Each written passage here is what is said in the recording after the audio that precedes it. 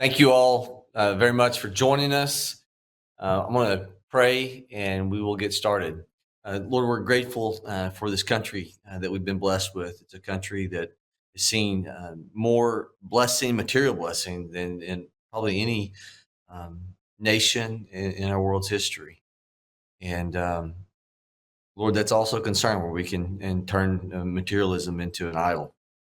And and forget that you are the one who has given us the blessing of liberty and the principles of which our founders took so many things of our Constitution derived from your truths.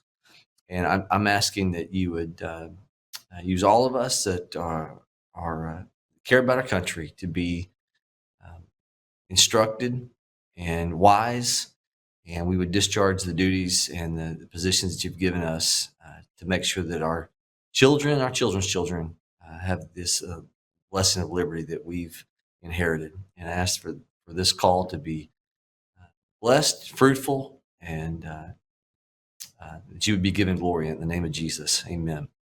Well, we're going to jump right into questions. And we're going to try to make sure that those of you who have taken away time from your busy schedules, your busy lives, to join us, that we can get through questions. So you'll see hopefully a change in us cycling through more questions. And so Ben, if you will introduce the first person you've got on the phone, we'll start going through those questions. Yes, our first question is from Roger. Roger in Medill is our first question. And if you have a question, please press *3. Am I supposed to say it? Yes, Roger, please. Oh, okay. I'm sorry. I want to know what we're going to do about these people that are not citizens and the demon Democrats wanting to let them vote. Myself, I don't think if there's an area or wherever, I think it should be shut down. But I don't know whether they're going to get that. They're trying to get that legislation in there, and I don't know whether it's going to be done, and I don't whether it can get through Chuck Schumer and old Gordhead. I apologize. These people are really what you said. Thank you for that prayer and stuff, and because this country, it's woman, child, and man. I mean, the family is being attacked, and it's ridiculous. And I'm sorry. I'm just concerned about people that shouldn't be here voting that are going to vote, or they're going to let them vote. Okay, so the Constitution prescribes a role for what the federal government can do, but it also prescribes what the states are supposed to do, and it has to be constitutional for us to meddle. How many things that you've seen the federal government take away from the states turn out very well? And I would say you don't see them. And so today, Chip Roy ran a measure on the floor that did pass, that is designed to stop illegals, but it does so in a constitutional pathway where it is focused on federal elections, which is what the Constitution prescribes, and so to scrub voter rolls for those that are non-U.S. citizens. And there's a constitutional element also of naturalization of Article 1, Section 8. So there's 2 points that we're utilizing in Chip Roy's bill that passed the House today. But to your point, don't have any expectation the Senate will take that up or that the president will sign it into law. But that does not mean what many of us hope with where we're at right now in this country, and people rightly so seeing the danger ahead. I think it's why the polls show that President Trump is in really good shape.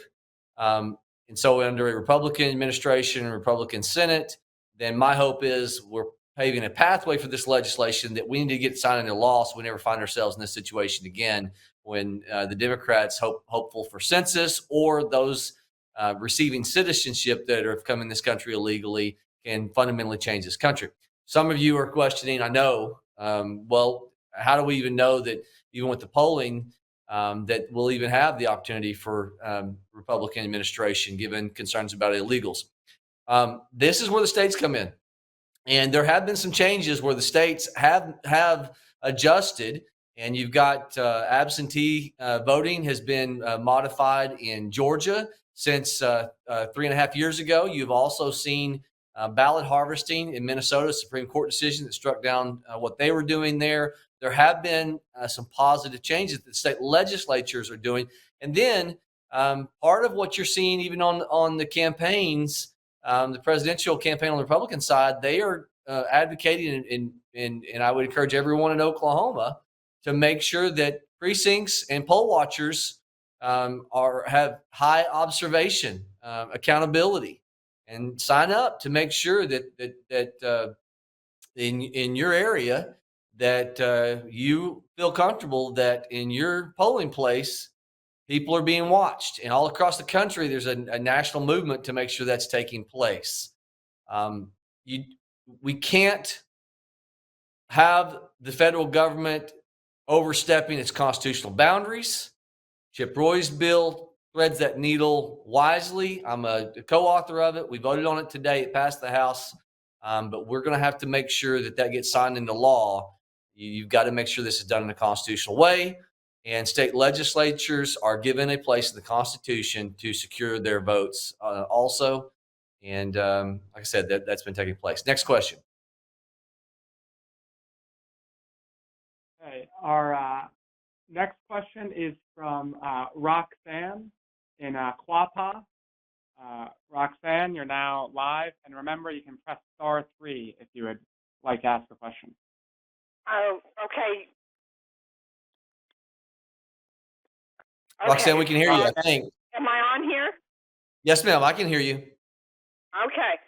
My question right now, with the illegal immigrants that are coming in at the speed that they're coming in, and we know that they're not American citizens, but they go right straight to the Social Security Department and the Welfare Department and get put on Medicaid, Medicare. What are you going to do when there's no Social Security left and there's no Medicare left for the senior citizens of us that are still here in this state? I can tell you right now that they do not have ballots in Quapaw, Oklahoma in Spanish. Because I asked when I voted this last election. Look, let me make sure that we scrub this. I was on the on a video interview with the CBO director under this administration, pressing back on them over them trying to, what I believe is, skew the impact of illegal immigrants through their updated budget. And so I had the director of the CBO, Congressional Budget Office, and their team on with me in budget committee and my team. And one of the things that I wanted to get clarity on is what you're alluding to. What programs do you find that illegals are eligible for? And because there's a lot of confusion in Congress, because people will say, well, they can't even receive Medicaid or SNAP unless they have a child born, and the child becomes then, as a U.S. citizen, eligible, then the household becomes eligible, which that does happen. One of the things that I learned, that I actually told Chip Roy, who was introducing the SAVE Act today, I told him a couple weeks ago, and I've got my staff kind of working on hopefully a fix on this. We can get a change, is on Medicaid and on SNAP, not just their children, but 5 years after they come into this country, there's a process where illegals can be eligible for those programs. Now, Social Security and Medicare are different. I'm not aware of what you're saying is occurring, but happy to look into that more. But I want to make sure we're accurate on that. But I can tell you, after 5 years of them coming illegally into this country, somehow, years prior, they figured out a way to start making those people eligible for Medicaid and SNAP, whereas we initially thought it was only once they had children that their household, through their child who was a U.S. citizen, would become eligible. And then there's also another element where they get tax credits, that once the child is born, they can get the earned income tax credit. So your point is valid. We as an office are taking it seriously. I am also one of those that's pushing back. Once we found out that this administration, the executive order, is trying to make illegals, the DACA recipients, eligible for Medicaid automatically. So we joined in trying to push back on that, and we've kind of issued some press releases in the last several months where we have introduced legislation on that front. And like I said, we're working on legislation to try to stop this 5-year automatic admittance on the Medicaid and SNAP front. All right, Ben.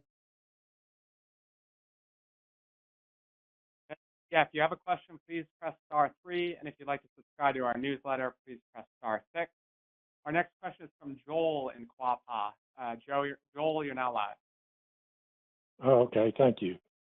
Yeah, I'm a veteran, and I go to the VA for medical, and the Eastern healthcare system, which first of all, I qualify for community care, and I constantly have to fight with those people to get to go to the local doctor, even though you qualify. And this lady down there, she constantly tells me that they've built a whole bunch of new buildings, Tulsa and Muskogee or wherever, and they're going to try to force everybody to go to those places. I've been to Muskogee, and I got hog pens cleaner than that hospital. And when you qualify, you should be able to go, and they won't pay travel pay either when you do go somewhere. And this Eastern healthcare system's awful. Well, thank you for your service. In terms of what you just said, look, this sounds like something that we need to get a field rep with you on. So as you're still on the line, let's do this. I have actually heard some really good things. In a little less than 2 years that I've been in office about service, VA. I know also we have some people that are going to the outside of our state for VA care, and we do as an office receive some really good compliments to our VA. But I don't want to discount what you're saying, and so allow us to get a field rep with you so we can dig into this more, and let us see what we can do to make sure that we are fulfilling what Abraham Lincoln put in there to take care of those who serve, their orphan and their widow. That famous plaque that's inscribed as a part of VA care and our mission statement. So take what you're saying.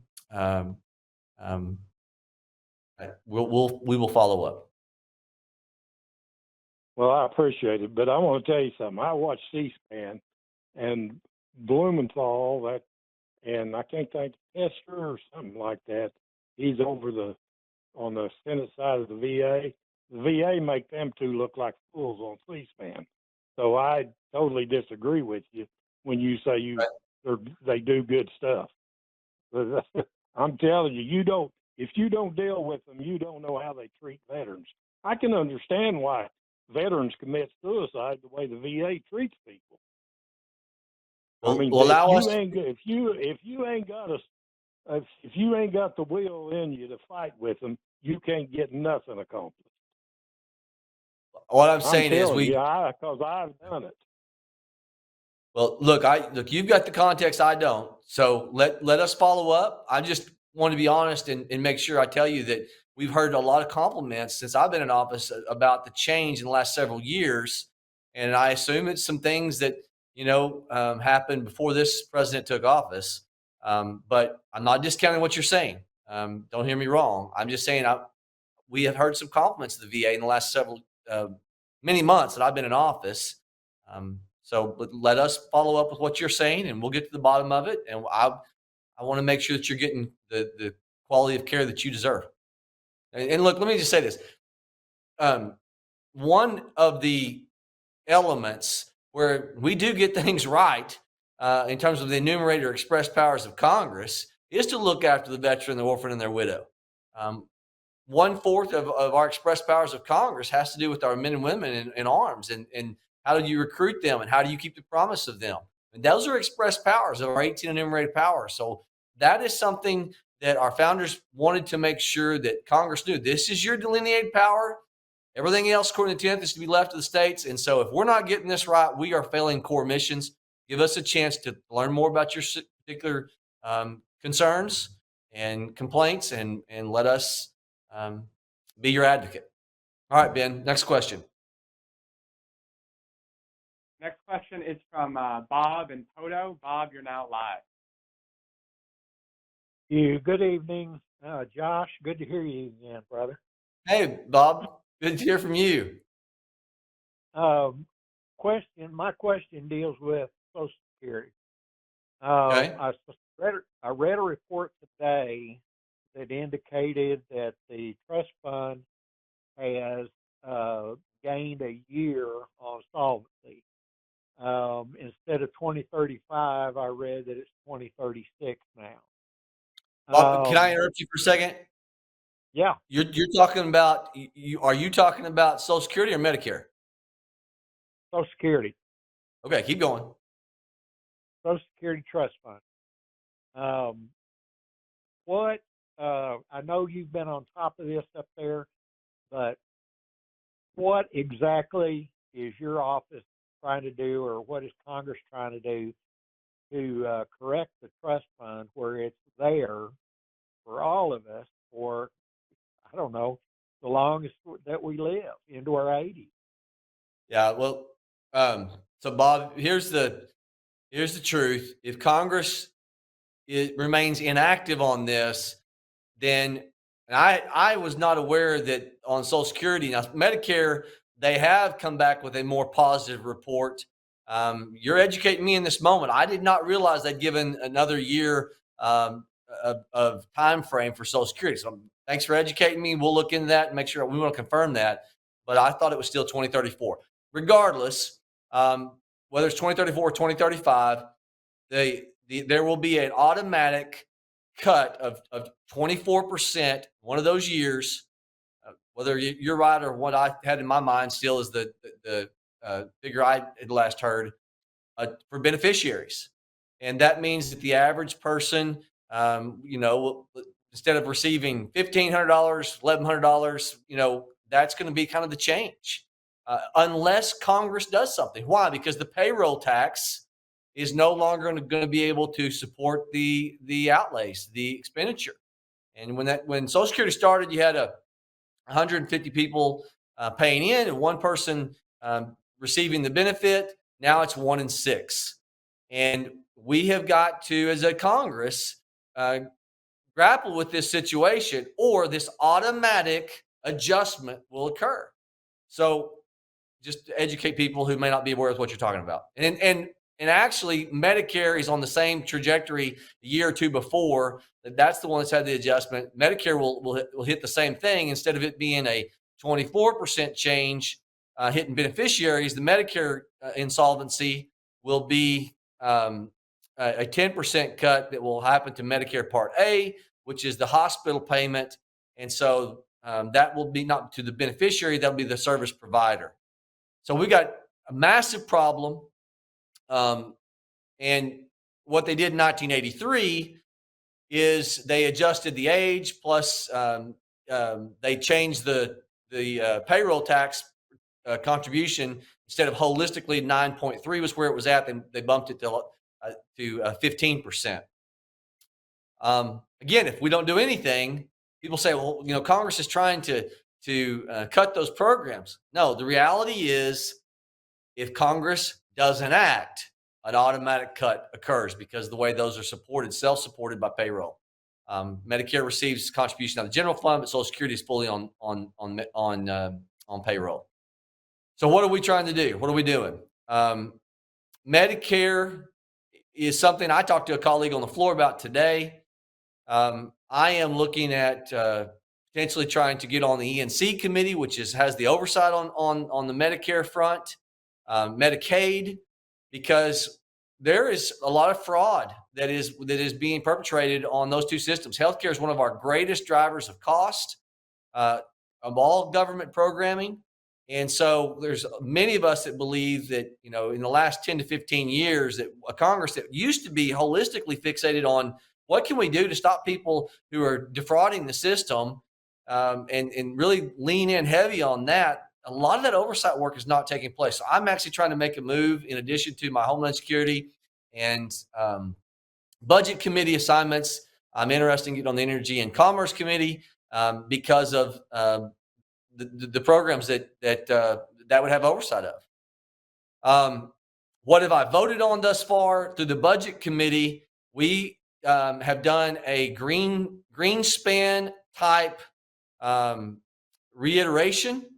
What brought about the 1983 fix? Now, I don't agree with what they did in '83 holistically, but what they did was they set aside a commission. It's called the Greenspan Commission. They went out and studied this thing and came back, and Congress as a whole then adopted this plan. We passed out of the committee I'm on, the Budget Committee, last month, 2 months ago, maybe longer, a similar template to do the same thing. Now, look, ultimately, it's not the Greenspan Commission or Greenspan 2.0's commission. It's Congress's job to fix this. And so I don't want to pass the buck. There's some hard choices ahead, Bob. There are hard choices ahead because every year that this has been punted and the can's been kicked down the road. So I can't promise everyone who's out there that this is not going to come with some sacrifice. That's the opposite of what's happened. It's always been more benefit and no sacrifice. And that's not what the American experience was built upon. It was built upon sacrificing for the next generation. For the last 40 years, it's been really just the opposite, which has provided, this horrible tarmac that we've got to land the plane on. And if I was to tell you what are some reasonable things that we need to reexamine, they really haven't changed in the last 10 to 25 years that people have been talking about this. We've got to have a reexamination of what was the original intent of the programs. They would be anti-poverty programs. They were never designed to be the programs that the culture has said they are today. They were designed to be anti-poverty programs. And so we've got to go back to why did they fix it at 35 at 65? It's because that was life expectancy. And now you got life expectancy that is in the 80s on the average between man and woman. And we've got to, if we're going to have a chance to make sure these programs can pay out to my generation,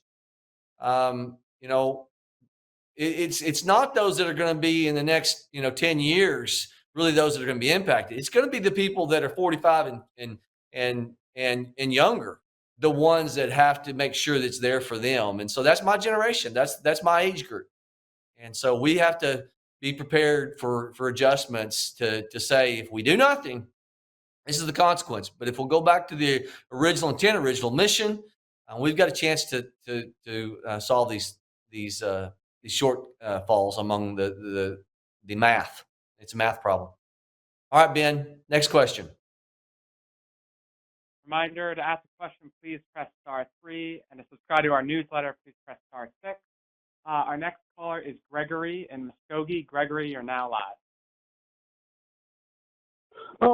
Good evening. And I wanted to ask you, with the recent Chevron ruling, and what your reaction is to that, because I'm pretty well versed with that and what the impact means, considering that, well, the fourth branch of government, unelected people, making all the regulations and mandates that states have had to been forced to put down on its people, have now gone away.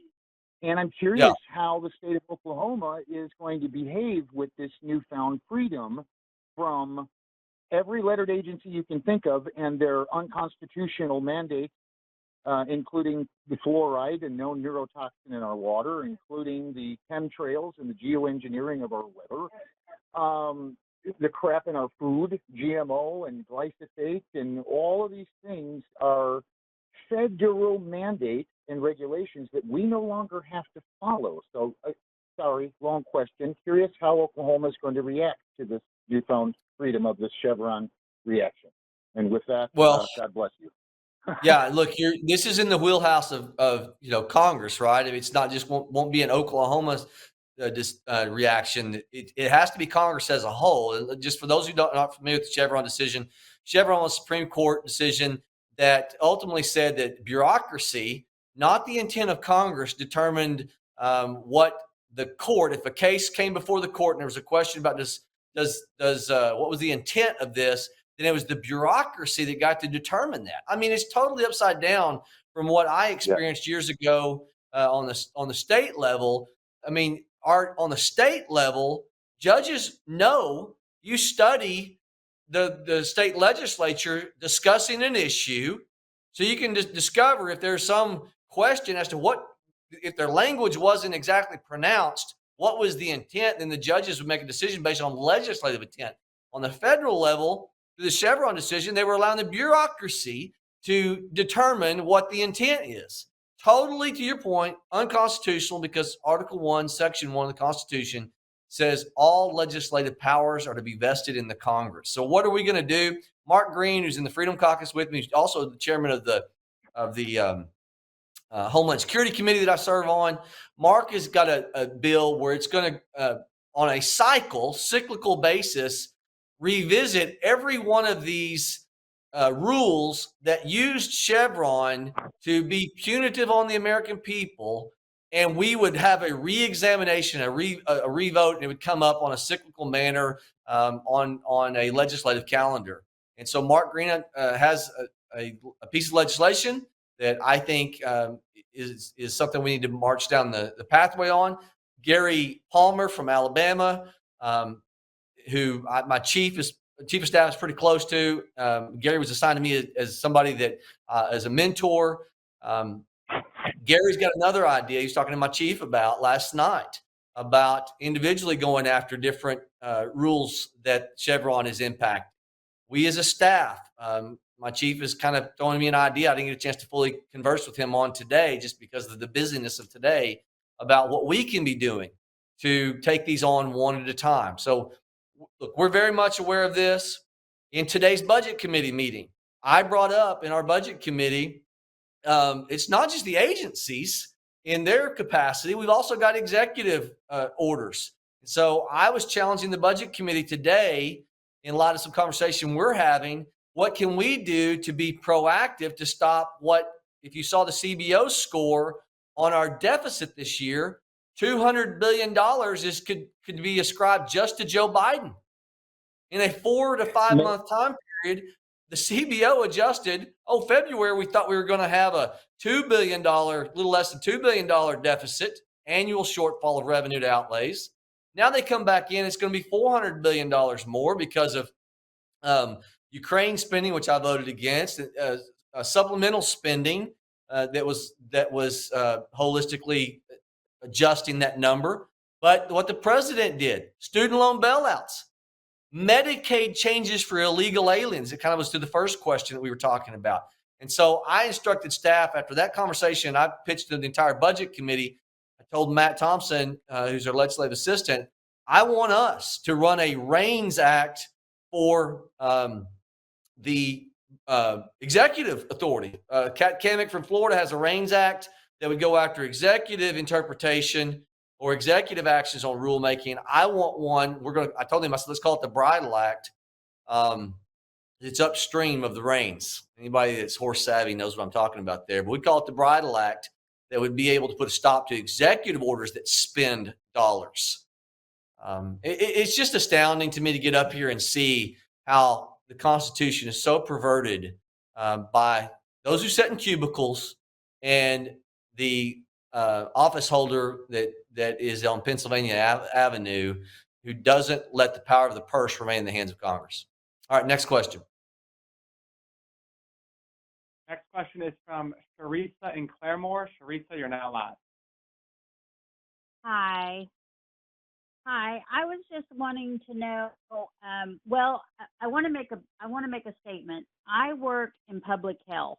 I actually am a case manager for a program that is through Medicaid services, and I will tell you at this point, I do know that there are people who are not citizens of the United States, who are actually illegal and here in the United States illegally, that are receiving Social Security benefits and Medicaid benefits. And I know this for a fact because I'm actually taking care of one at this time. So that's number Teresa, one. can I interrupt you and ask The you? sec- I mean, is this through a diagnosement from a medical doctor that's triggered this? He's on the Is this on program. old age and survivor benefits, or is this on supplemental on the disability insurance element? Which side? Which of the trust funds is being tapped? Disability, Social Security disability, Okay. and he receives Oklahoma Medicaid. Right. Now the Medicaid, so if a doctor provides a diagnosement, the disability can be triggered, which then automatically makes you eligible for Medicaid. So you're educating me in this moment. I was not aware that would trigger illegals to be covered. So and this just goes to show you how much we're unaware of the way these systems are being gamed. So just for everybody to understand, it's not the old age survivor side trust fund. It's the disability insurance side she's talking about. Keep going. So look, I will tell you, thank you for this. This is what's great about these town halls. My staff and I will be following up on this because as I've told you, we've already instructed my staff. We're going to run legislation on that 5-year gap we found out 2 weeks ago that exists for illegals to be able to find eligibility on Medicaid and SNAP. This is astounding. Keep going. Well, and just so you know, they are actually wanting to place him in long-term care. He is here in Rogers County, and they want to place him in a nursing home for end-of-life care, and we will be paying for that as taxpayers. We will be paying for that. But that's not my question. I just thought I would point that out, but I do see that, and I see these things in the public health forum that I deal with. I mean, can I ask you another question on this? Yeah. Can I ask you another question? This is someone that's headed to be either hospice bound or long-term care. This was truly a physical diagnosis. This was not a mental health care diagnosis. No, I have plenty of those too, but not for this gentleman. Okay, look, it's important for me to get some information. Have you seen any mental health diagnosis that provoked that for illegals? I have not. Most of the ones I've had have been true physical ailments. Like I had a lady who she did not speak any English. She was here illegally, but she was also dying of pancreatic cancer. So she needed the care, and I have no issue with that, but I have an issue with the fact that my tax dollars goes to pay for these things, yet, all these other programs for people that I take care of who, have worked their whole lives and are receiving Social Security are living on $700 a month from Social Security and $15 in food stamps, and they get nothing else. Okay, when you're defining, do you know if these? I know I'm asking a lot of questions. I'm sorry for that, but it's going to help us. That's okay. Do you know if these people if they were illegal, if they came through in the last several years and the administration granted them a work permit status, and that could be the trigger that's given them this characteristic to be eligible for SSDI? No, he has come back and forth from Mexico. He's told me that. But he has never received a work designation. He never received I'm sorry? He has gone back and forth from Mexico for several years. He actually told me that he accidentally, is what he told me, voted in an election. And I was contending that in an interview a couple of days ago. We know this is happening with states that are even Illinois is giving. The Democrats will only concede that they can vote in local elections. They'll concede that. They won't concede what you're saying. Many of us keep saying, look, we are highly convinced these people are finding ways, especially when Illinois is triggering through work. What they've done is they found loopholes to be able to give them, through the way they've changed the parole and asylums to not legal status. They've granted them work permit status, which is then in the state of Illinois giving them the ability to check a box. It's giving them even access to real ID compliant driver's license. And this thing is so complex, and it's so amazing how this administration has interpreted this stuff to create these amazing caveats of citizenship-like benefits. Keep going. Let's get to your full question. That's okay. What my question was, seriously though, is I am an educated woman. I have an education. My husband is educated. We both, and like I was explaining to Ben, we have a combined income of around $100,000. We own our home, but at this point, for the last probably year, it hasn't been so bad up until like the last year. We're barely making ends meet.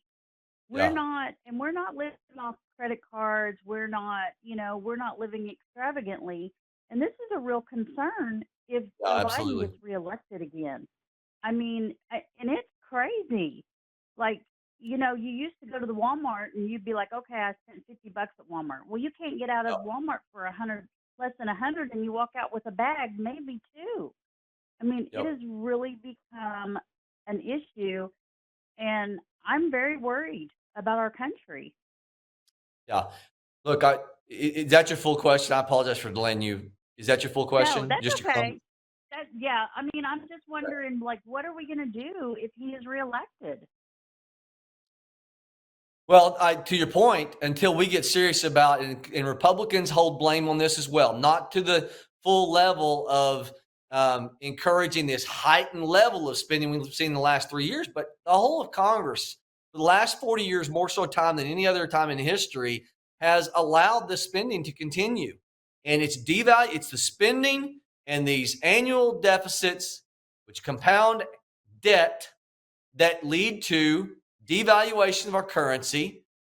That is why we see inflation. Now, it's on steroids now under the Biden administration because they want to spend, and not do anything to address it. And so that's why, giving Republicans a chance to live up to what we say, actions not deeds, not words. I want to reiterate, everybody's a campaign conservative. It's amazing to me how many will fail to come up here and actually adhere to what they say. But we have got to get serious about spending cuts. Look, anybody who's watched my voting record, you can fact check me on different scorecards.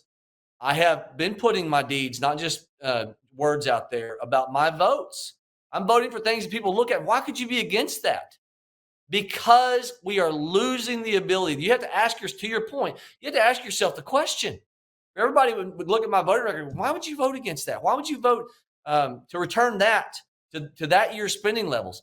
Because if you're not asking yourself the question, is my government, whatever my interest is on what government program, are they giving me more than what they're stealing from me in the hidden tax of inflation? You got to be asking yourself that question. That's why I'm challenging you. Get on the team of spending cuts, because if you don't, you're either going to see a direct tax in the future when Democrats take over, or you will see the continued hyperinflation, the hidden tax of inflation, robbing from you directly every month. That's what you're talking about. Look, my family sees it. We're one household income. My wife and I are having these conversations. My wife, we do the Dave Ramsey type budgeting where it's envelopes and, we don't have, I'm well aware of my wife saying to me, I cannot understand why we cannot live off the budget we've had on our groceries, why we're having to pull from this budget, and why,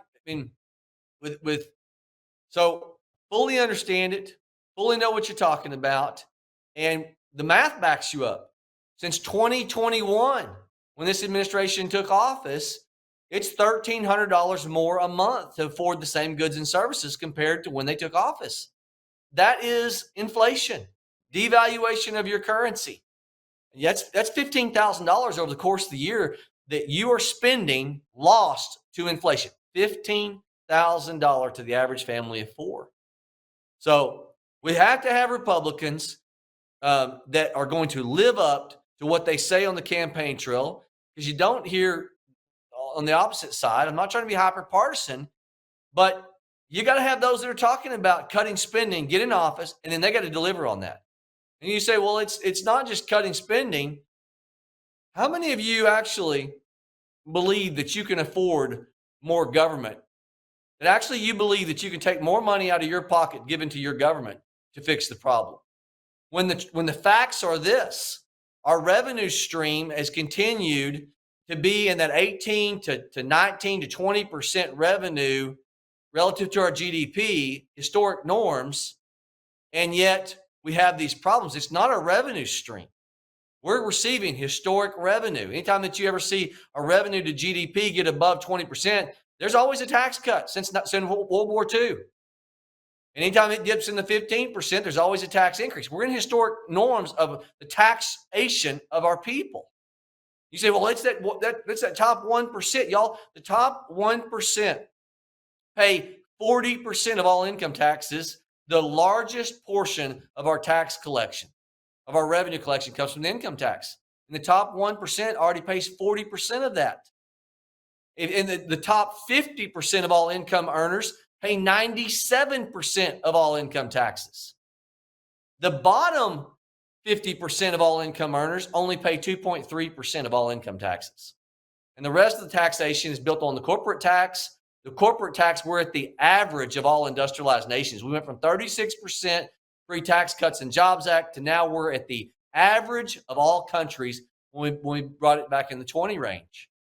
And that matters because companies will relocate outside of the United States and take their jobs with them. They are mobile. And so why was it important to make sure that the domiciled place of headquarters is in the United States? Because it actually is to our benefit to be competitive in attracting the corporate tax rate. And give you this, pre-Tax Cuts and Jobs Act of 2017, we were bringing $3.5 trillion in revenue. Here we are, post-Tax Cuts and Jobs Act, we're bringing in $4.5 trillion in revenue. $1 trillion more. Why does that trillion more matter? It took us 200 years as a nation to get to $3.5 trillion in revenue. In a matter of 4, 5, 6, 7 years, we're bringing in $1 trillion more. Those who are criticizing that corporate tax rate change and what happened on the income taxes is saying it will destroy our revenue. That's not what's happened. What's happened is in 2017, when we were bringing in $3.5 trillion in revenue, we were spending 4.9. But now we're bringing in 4.5 trillion in revenue and spending 6.2 trillion. If we'd have just stayed at the same level of spend at the 4.9 of 2017, we're now bringing in 4.5 trillion in revenue. It's what Reagan said. The reason why we have deficits is not because we tax too little. The reason why we have deficits is because we spend too much. And so I ask all of you, man, join us in championing to your friends and neighbors. That Congress has to get devoted to answering the question, what are you doing to right-size government spending? Don't tell me what you're bringing home in terms of the bacon back to Oklahoma. I criticize anybody who runs on that level of politics today, the free candy politics, because the most effective legislator is not the one who's got that mindset. The most effective legislator is the one who's making sure that money in your pocket is not being devalued by their reckless spending practices. That's the most effective legislator. It's not the one who's saying, I'm bringing home the most, because the one who's bringing home the most by spending more is stealing from you by the hidden tax of inflation.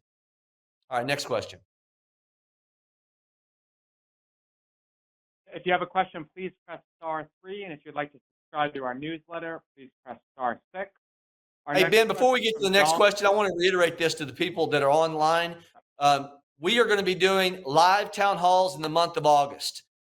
We want you to come and interface with us. By the time we get done with these August, second week or third week of August town halls, we will have done 100 live town halls across the Oklahoma 2nd Congressional District in my first session of Congress, 118th. It's a 2-year time period. We'll have done 100 town halls in the 28 counties. Here's what I would ask you. If you're on this call, press *6, and that by pressing *6, you'll get on our newsletter to know where we're going to be for those August town halls. We hope you come see us. And so we're still working through the exact times and locations. We plan on being in a lot of different places, but hopefully be near you. Please press *6, sign up for our newsletter, and that way you will have the latest information on when we're coming to a community so you can interface with us in person. and we'll get to your question. If your question tonight's not answered, we'll answer it in a live town hall. All right, what's the next question, Ben? Next question is from Dawn in Claremore. Dawn, you're now live.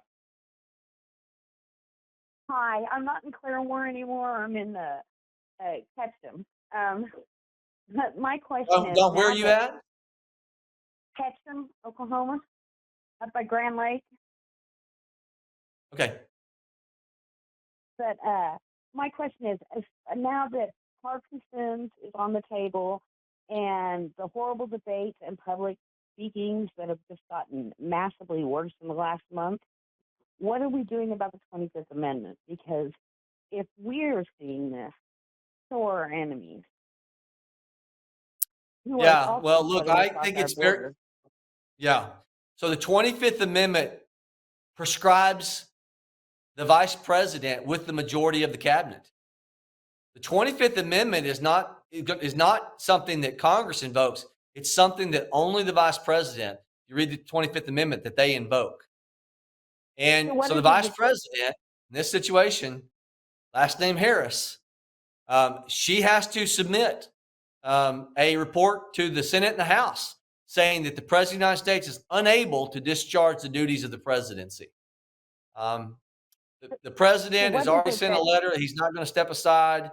I think unless something's happened in news cycle that I've not witnessed, I don't see Kamala moving that direction.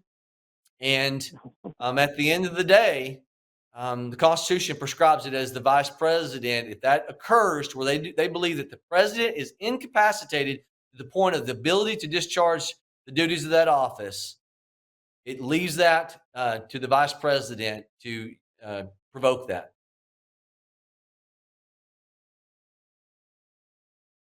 Okay, our next question is from Dorothy in Grove. Dorothy, you're now live.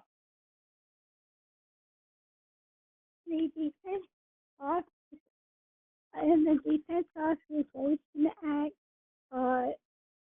that it's not in the congressional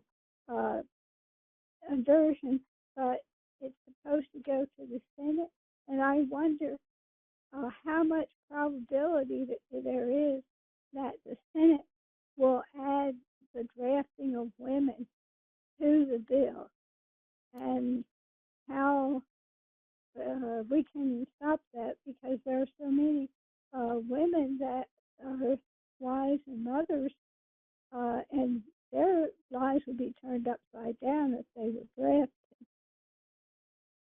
Yeah. So Dorothy, if I'm understanding your question correctly, it was a little faint in hearing you, but I think what you're wondering about is this on the Senate side.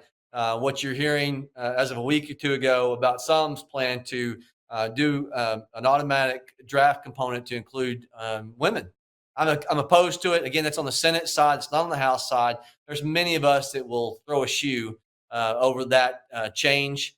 And so I don't think that has a chance to pass in the House of Representatives. But when you've got the Senate talking about it, it's a real threat. And I'm totally opposed to it. I know a number of members that should be and will be opposed to that. And so, look, if you could just inspire the men on a voluntary basis, not selective service, right? But which we've not had selective service in many decades, but on a voluntary basis, the recruitment goals are down right now. And I blame this administration. Trump was in his time frame, they were meeting recruitment goals. But on the different branches of the armed services, they're not meeting recruitment goals. I said this on the floor a couple of weeks ago. The bulk of our military is built upon men in terms of the numbers. I'm not minimizing the women who choose to serve our country. I am grateful to their service, those who are volunteering. But in the total numbers, historically, where we're at today, it's been young men. And young men are not inspired and I said this on the floor, by becoming a Barbie girl in a Barbie world with this Biden administration, through even their promotional activities of trying to feminize are men in arms, are men in uniform, and they are inspired by what they grew up with. They're inspired by GI Joe. And so, with these drag queen story hours, with these military professionals that will wear long hair one day and short hair the next day and are confused about their identity, that is not encouraging. The majority of men who serve in the armed services or who have a desire to serve in the armed, it's not inspiring them.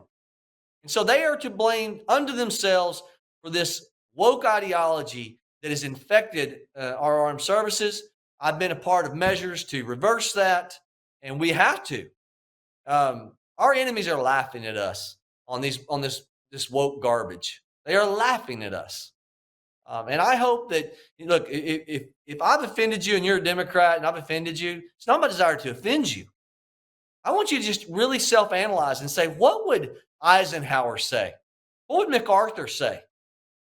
I'll guarantee you they wouldn't say anything different than what I've just said. They would say, this is insanity. All right, Ben, next question.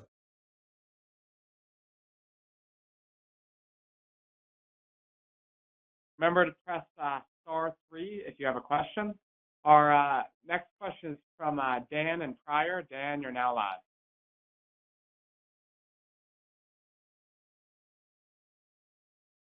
You there, Dan? Dan, we can't hear you. Oh, Dan, we can hear you. You got to speak a little louder. You can hear me? Yep. Okay.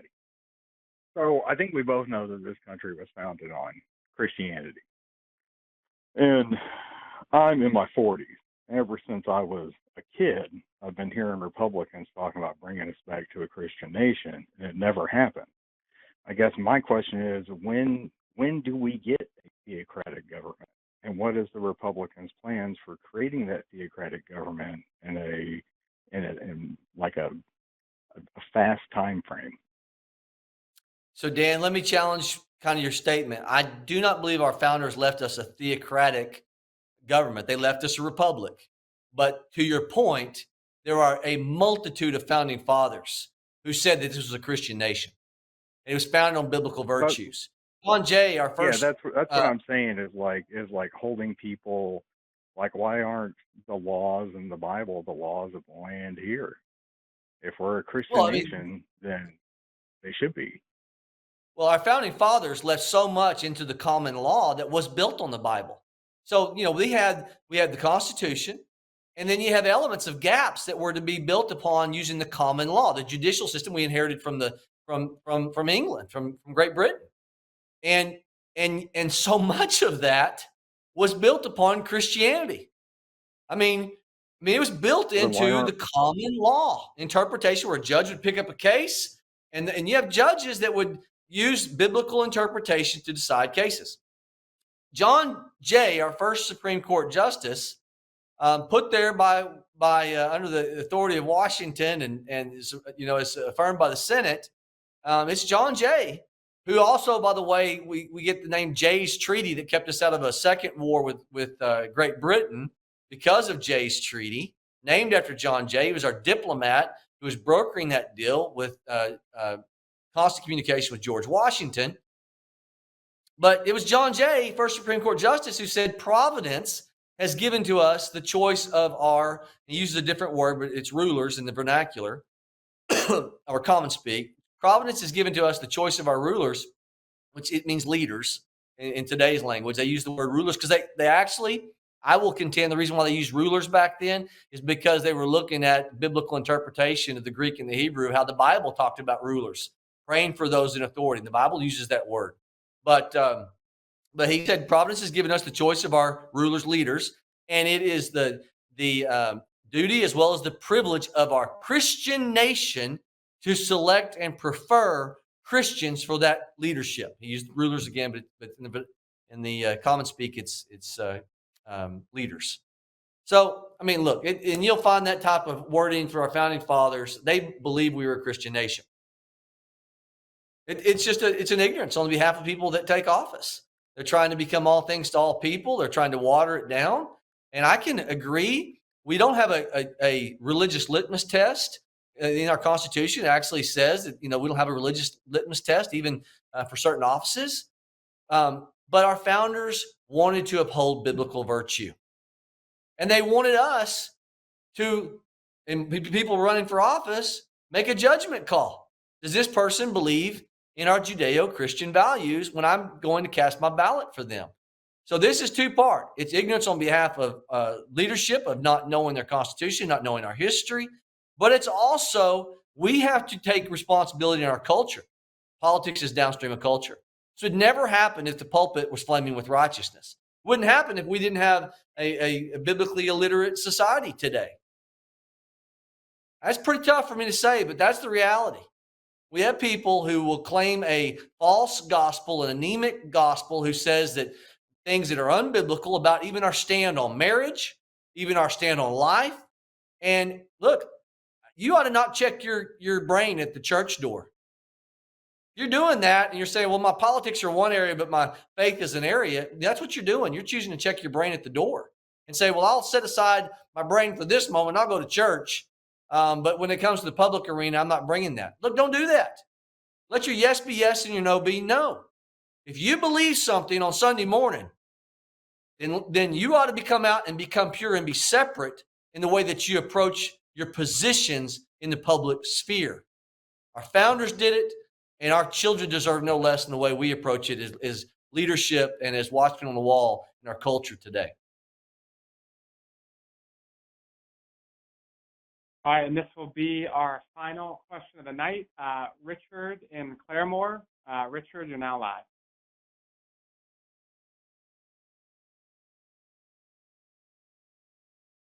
Richard, can you hear us? We're having some issues, team. I don't know what's going on. Richard, can you hear us? Richard, can you hear us? Okay, I'm not sure what happened there. We'll move to Tina in McAllister. Tina, you're now live.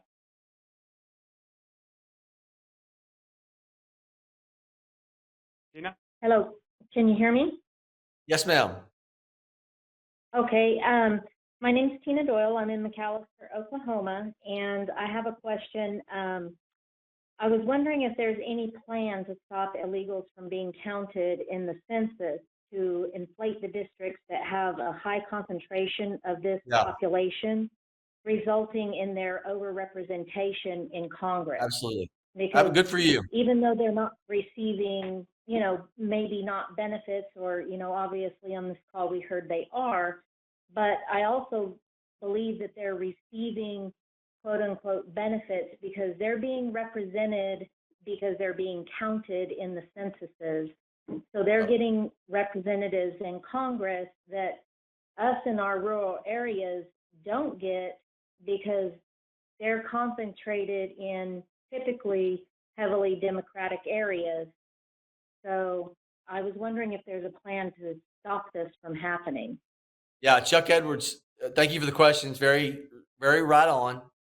Chuck Edwards has a bill that we are supportive of that would change this. This is being allowed through insanity, through a Supreme Court decision in 2018 that said that, yes, they can be counted in the census. Donald Trump had as you can imagine, a totally opposite position. This came up under his administration. And so we legislatively have to fix this because, to your point, they move in, they go to sanctuary cities, high population areas. Every 10 years, a redrawing of congressional districts takes place based upon census counts. Every congressional district is made up of about 750,000 people. Just in 3.5 years, you have 10 million more, we know, illegals in this country. And so what happens is typically rural areas lose a rep and urban areas gain a rep. And the urban areas are by high proportionate percentage represented by Democrats. So what you end up doing, you lose a Republican and you pick up a Democrat seat in a head-to-head matchup. In those urban areas, Democrats are always ahead in a no-name Republican against a no-name Democrat because of the ideology. And so we've got to change it legislatively. Chuck Edwards has a bill, and I'm widely supportive of that, and a co-author, as far as I know, I'm a co-author on that also.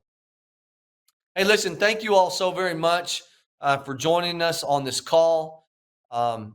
This is such a as I was talking to Jody Arrington, as our budget chairman, in a long conversation this morning. Look, I want you to know some of us really see the time that we're in and understand, especially with what's happening with the insolvency within 10 years, absent in action on Medicare and Social Security, and just our $2 trillion gross national debt loading every year because of $2 trillion deficits. $2 trillion deficits. It's reckless irresponsibility of Congress as a whole. And I blame it on really the most recent representation in Congress. The last 40 years is when we went from 1 trillion in 1980 to where we're at today of 34 trillion and on the uptick. And we understand, those of us that are in the Congress now, if we lay down on the job and we just are happy and content to occupy a position, this country is headed to our knees financially. And so I ask that you would pray, not only for this election that's ahead when it comes to our presidential election, but also pray that Congress has a spinal transplant, that there is a movement from we the people that is going to make sure that you hold people accountable to do the right thing, not the politically safe thing. And with that, look, please, in August, come attend a town hall. If you didn't get your question answered, you can press *6 right now before we end this call to know when that's going to happen. It will sign you up for our newsletter so that you will get the latest on the times and places of our August town hall series, where we'll complete what has been 100 different live town halls over the course of our first year and a half in office. We want to be accessible.